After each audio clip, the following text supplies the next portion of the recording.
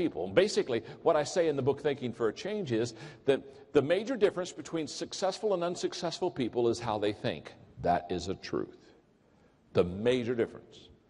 If I could do one thing for you, I would walk off of this platform today and I would come down to you and I would share with you and I would teach you how to think correctly. Because people that think correctly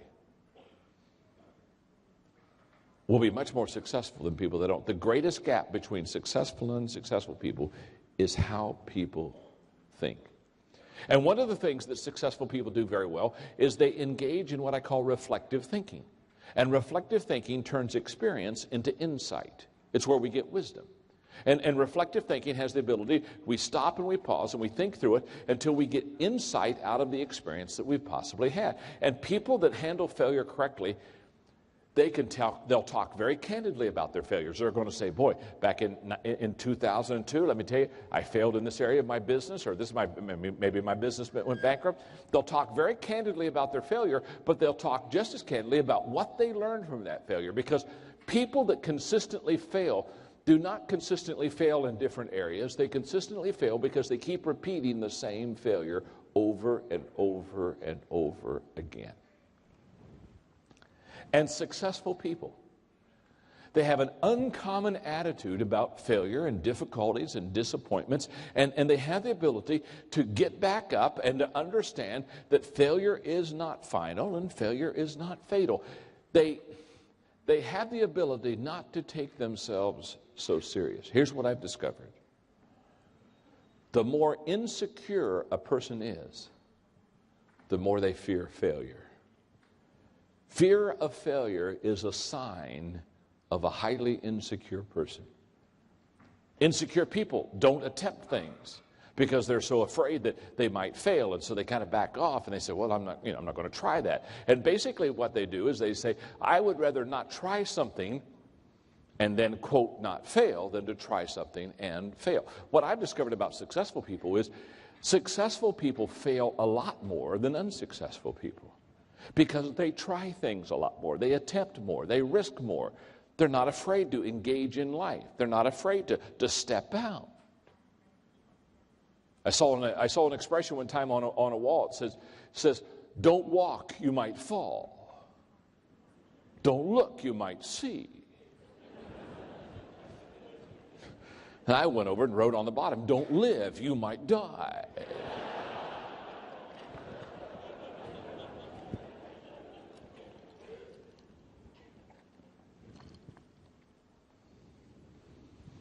Now, here's what I love about attitude. One of the reasons I like to teach on the attitude, one of the reasons I like to write books on it, is because your attitude and my attitude is a choice. It's a choice. There are a lot of things in life we didn't choose. I didn't choose where I was born. I didn't choose who my parents would be. There are a lot of things in life that I didn't choose. A lot of things you didn't. I didn't choose my physical looks. And there are things you didn't choose. A lot of things we didn't choose. But let me tell you something what I love about attitude, which is the difference maker. Everyone here has chosen the attitude they have. Now you say, John, what do you mean by that? What I mean by that is attitude is a choice. Now what's interesting is, in the States, I have to do a lot of teaching on this because a lot of people in the States think that their attitude was given to them by someone else. And they'll say, well, I mean, you'd have a bad attitude too if you had to live with who I live with. Well, yeah, well, if you would, I mean, I came through poverty, and they think somehow that their attitude was given to them by someone else. And I just want you to know, your attitude wasn't given to you by anybody. The attitude you have right now, whether it's a good one or a bad one, a positive or a negative one, can I tell you something? The attitude that you have right now is an attitude that you have personally chosen. It's you. Therefore, I never feel sorry for somebody who has a bad attitude. Because if they have a bad attitude, I don't feel sorry for you. It's your choice. You can have any kind of attitude you want. I don't care. If you want to be a failure all your life, it's your choice. Go for it. Be the biggest failure we know. It's your choice. But I'll tell you what I'm not going to do. Since it is your choice, I'm not going to try to talk you out of a bad attitude. When our daughter Elizabeth, who's a beautiful, beautiful mother now of two, 28 years old, She used to think that she could control me with her attitude. So she would pout or she would act like, and I'd say, Sissy, I call her Sissy, her name's really Elizabeth. I'd say, Sissy, if you're going to have an attitude like this, go to your room and just shut the door so that you don't spread your gloom on everyone else. And when you put on a happy face, you can come back out. I may see you today, I may see you tomorrow, I may see you next week. It's your choice. Choose it. Margaret and I were doing a conference many years ago now, and we were doing a question and answer period. I'll never forget this. We're doing a Q&A. We're going back and forth with question and answer. And so one of the wives, there was not a big crowd, there were maybe 600 couples. And one of the wives looked at Margaret and she asked the question. She said, and I don't know, we were teaching leadership. I have no idea where the question comes from, but when you let people ask questions, you get some real weird questions. And the lady raised her hand. She said, does John make you happy? Well, I kind of liked the question because I think I'm a wonderful husband. And so I thought, well, this will be nice. You know, sweetheart, go ahead and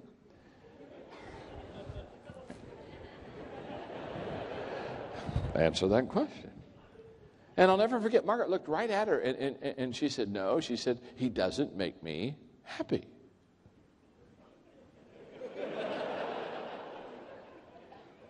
And I said, honey,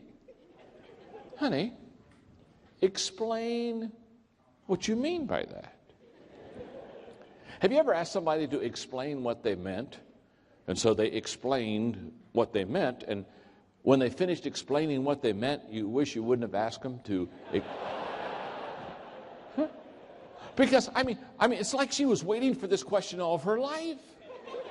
And she looked right back. I'll never forget. She looked right back at the people and she said, I realized in the first 6 months of our marriage that he'd never make me happy. Now, I don't know if you have the gift of discernment, but we're going downhill very quickly. And then she said, because for the first 6 months of our marriage, that's what I expected. I expected him to make me happy. She said he had a business, and I was a school teacher, and I would come home, and I'd say, well, boy, tonight we'll spend some time together. And he might say, you know what, I have a client I have to go see, or I'd have to go grade papers. And for the first 6 months, I kept saying, John will make me happy, John will make me happy, John will make me happy, John will make me happy, John will make me happy. And she said about 6 months in the marriage, she said, I realized something. The only person on this earth that can make me happy is me.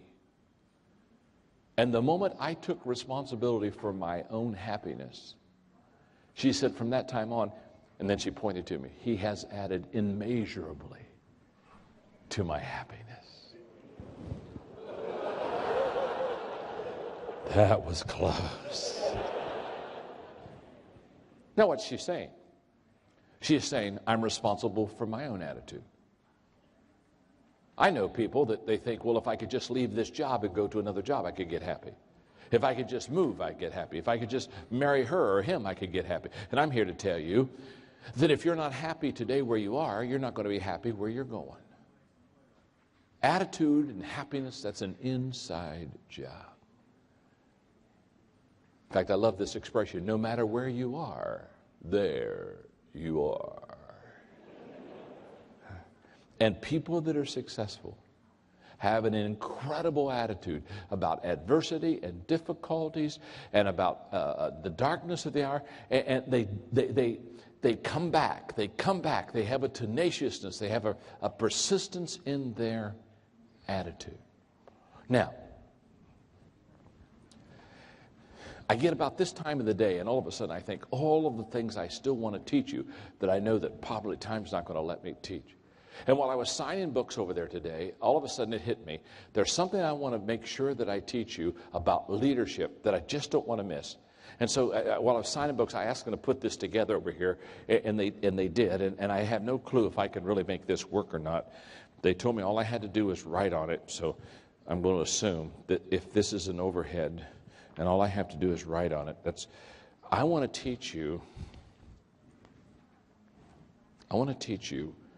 I don't know, for 25 minutes. I want to teach you the 5 levels of leadership. Okay? And what I want you to do on a piece of paper, okay, we're going to try this. We're going to see if this works here. On a piece of paper, I want you to do this number.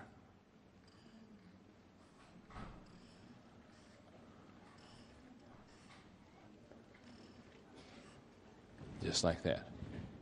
Oh, this is good.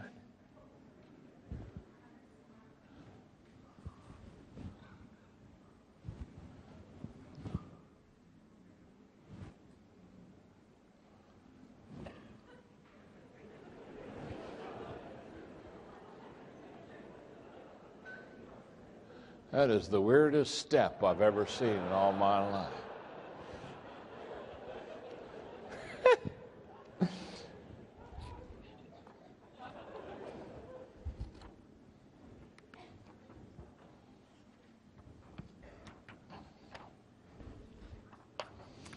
What I want you to do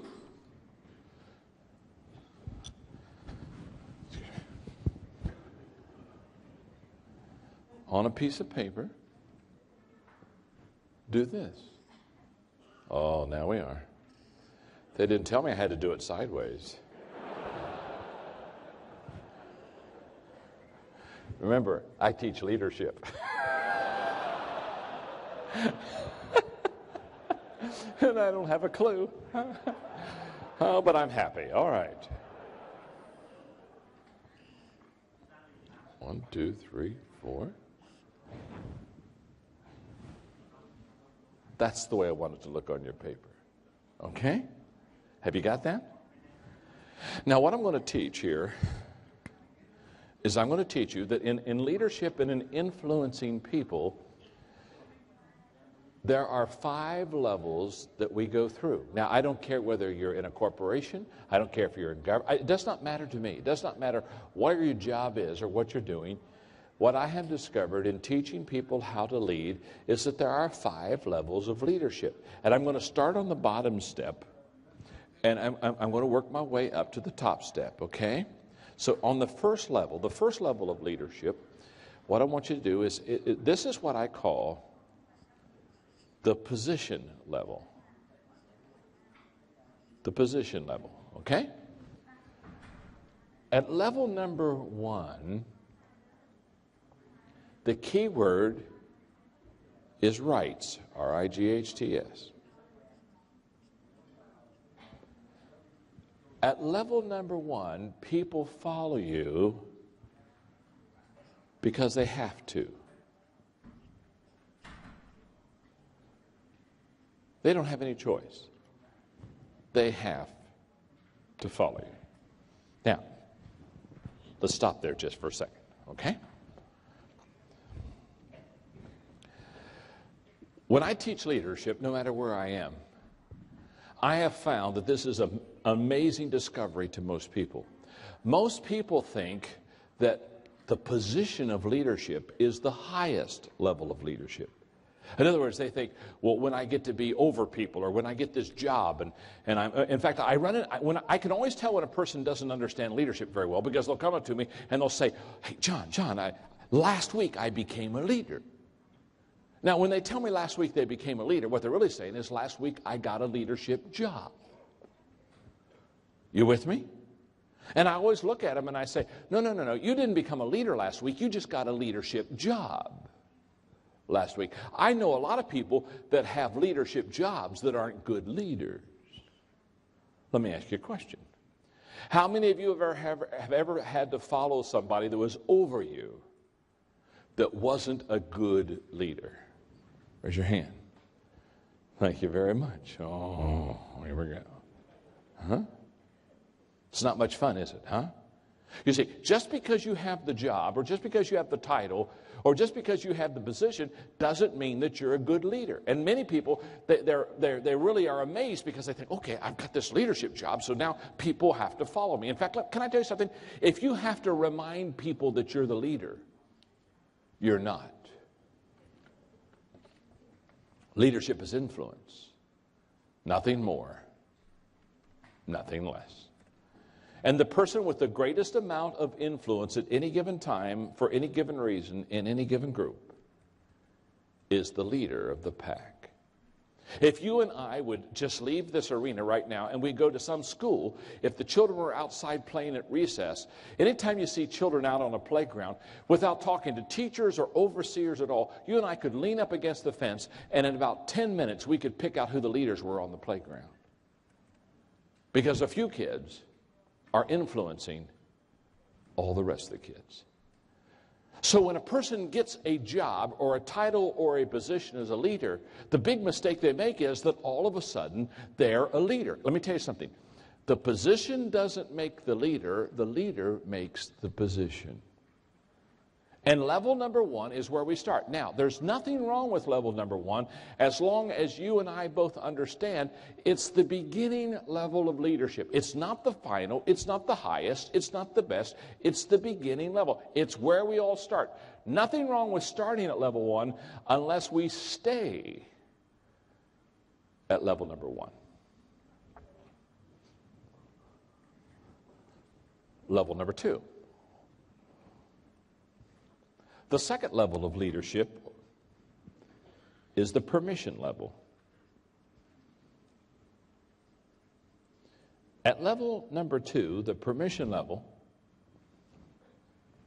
the key word is relationships. At level number two, people follow us because they want to.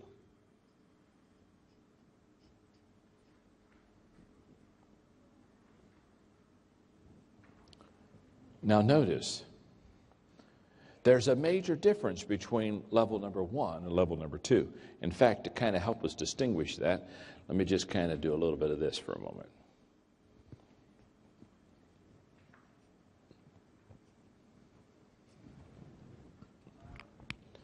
At level number one, people follow you because they have to. At level number two, people follow you because they want to.